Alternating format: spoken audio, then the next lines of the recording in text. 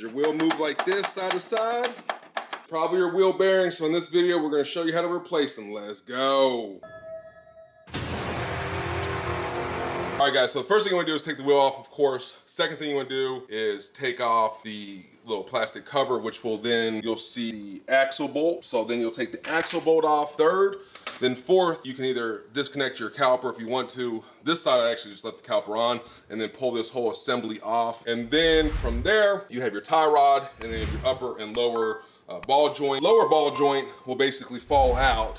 The upper ball joint is a pain. You kind of need to take a adjustable wrench. And then what we did was we held the nut like so and then hammered on it and then it just popped out. The bottom one will just fall out. And then the tie rod, you essentially will need to undo the screw. You can pull out that whole assembly. Wheel bearing has a retaining clip on it, so you want to pull that out and then you can basically hammer or press the old one out and then put the new one in, put the retaining clip in, put some grease in there, basically put everything else on.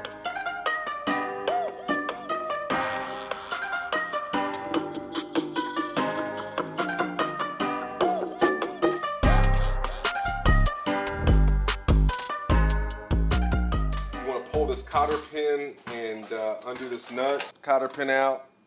So next, you want to put that somewhere where you don't lose it. I'd advise you probably leave your caliper on, lock your front brakes, and then break this nut loose. So let's do that next. If you need to break this nut loose, it's a 27.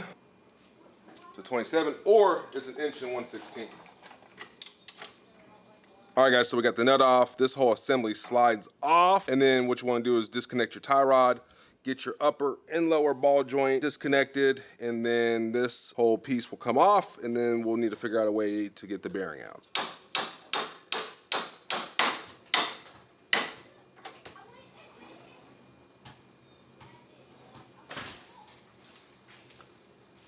It's the cotter pin for the upper ball joint.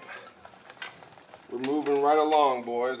You're gonna have to get like a wrench, hold this piece, and then there's a washer that sits here, so make sure that you don't lose that. Now we're working on the upper and lower. Looks like upper and lower ball joint is a 15. Well, we got the bottom one out. We're gonna knock this top one out.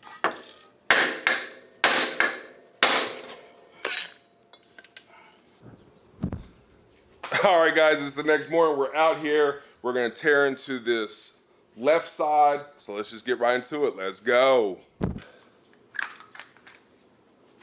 Go from there.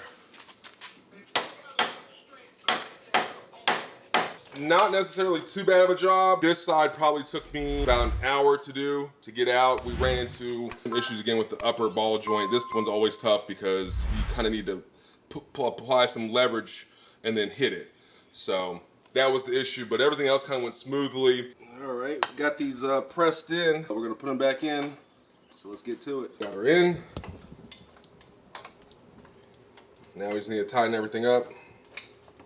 Tie rod upper and the lower, and then your brake caliper or rotor sits on this.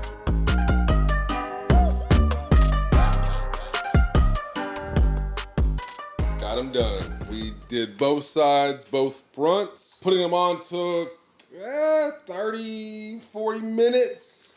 Not too bad. So again, what you want to do is very simple. Pull off your wheel. There'll be a little plastic cover on top of your axle nut, which looks something just like this. So after you guys pull off the axle nut, there's 2 bolts. There's one right here, and then if I don't hit my head again, it's right there. I think you guys can see it. You pull that off, and then you can pull this whole assembly off, which will leave your caliper on. Pull this off. Then you have your upper and lower ball joint, and then you have your tie rod. It's that simple. Then you pull out your wheel bearing, and that's it. Very simple. It took us about 30, 40 minutes to put it back together. Hopefully I helped you guys. All right, guys, if you're enjoying this type of content, I have an entire playlist devoted to videos like this. I'll link it above me now, so go ahead and check it out. And that's just another day hanging with your boy PA. I'm gonna catch you guys in the next one. Peace.